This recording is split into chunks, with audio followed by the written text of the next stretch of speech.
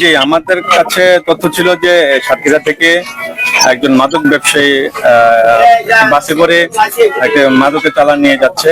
তো সেই তথ্যের ভিত্তিতে আমাদের এখানে চৌকুশ টিম চেকপোস্ট করে, তো চেকপোস্ট করে আমরা ওই যে টুঙ্গিপাড়া এক্সপ্রেস থেকে একজনকে সে এখানে নেমে যাচ্ছিল, তাকে আমাদের আমরা আটক করি এবং তার ব্যাগ চেক করে 3টি ইয়াবার প্যাকেট পাওয়া যায়।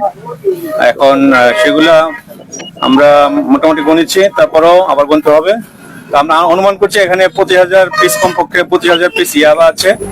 আমরা ওই প্যাকেট ভেঙেছি, এর মধ্যে প্রতি প্যাকেটে 170-80 করে। তো এইভাবে অন এভারেজ 3 কার্ট মালের মধ্যে প্রায় কমপক্ষে 25,000 মাল হবে।